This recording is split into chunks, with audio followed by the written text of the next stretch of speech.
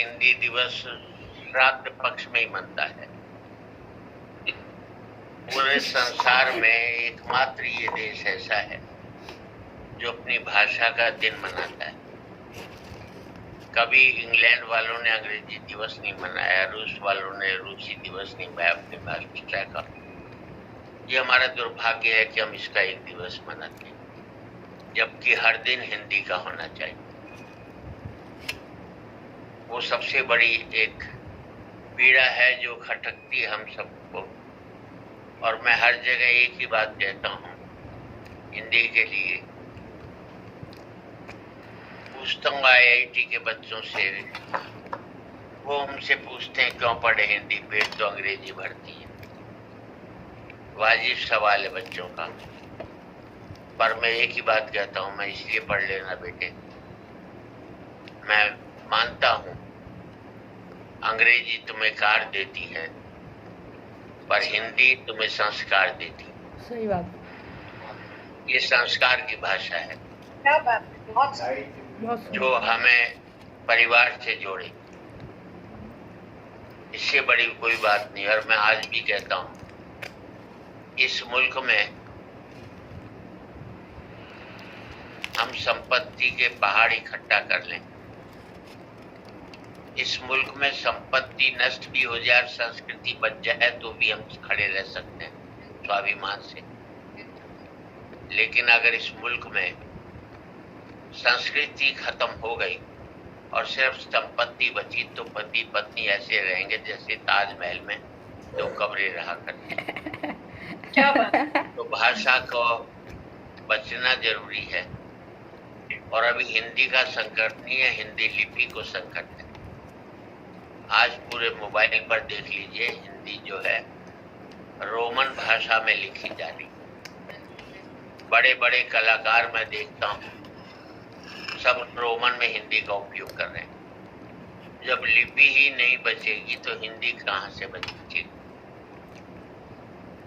मैं आपसे बुजुर्गों से एक ही बात कहना चाहता हूँ कि अपने बच्चों को,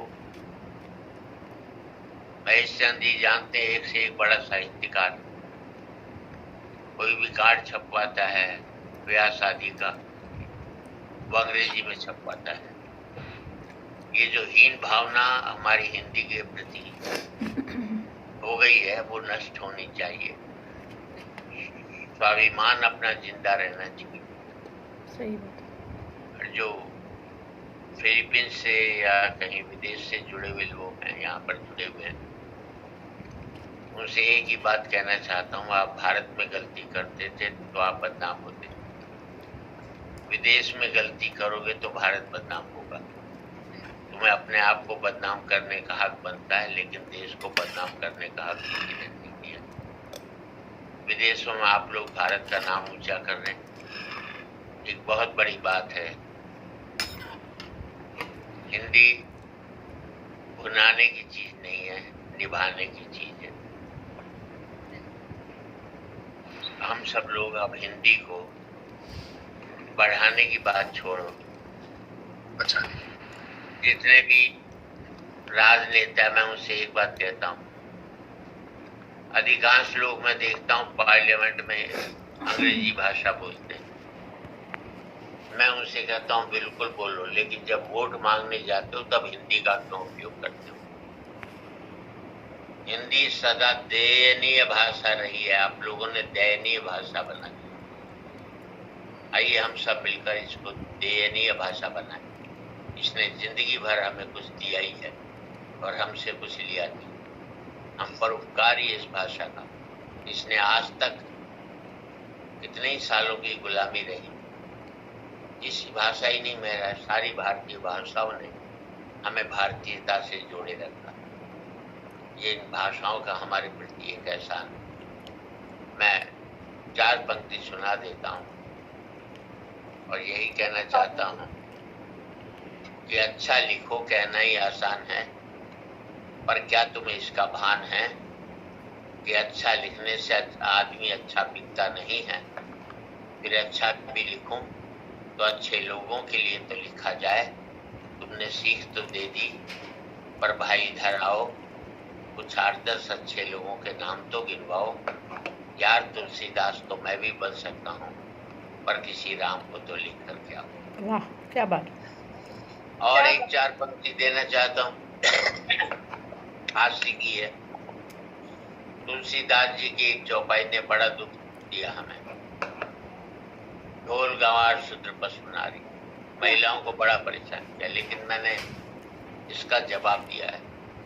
हमने अपनी पत्नी से कहा, तुलसीदास जी ने कहा है, ढोल गंवार शूद्र पशु नारी, यह सब ताड़न के अधिकारी।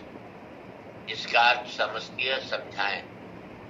पत्नी बोली, इसके अर्थ तो बिल्कुल ही साफ हैं। इसमें एक जगह मैं हूँ, 4 जगह आप। क्या बात है, और आप सबसे इतना ही कहना चाहता हूँ। धन्यवाद।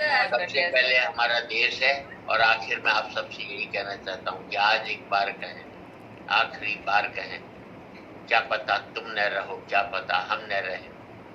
मंदिरों मस्जिद की या किसी इमारत की, माटी तो लगी उसमें भाई मेरे भारत की।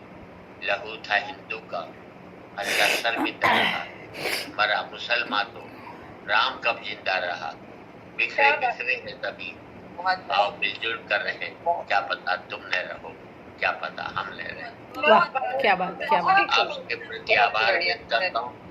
माफी चाहता हूँ महेश चंद्र जी से कि मुझे बीच में जाना पड़ रहा है, क्योंकि आज कई जगह कार्यक्रम है, उसके लिए मुझे उसमें शामिल होना पड़ता है। शर्मा जी अक्सर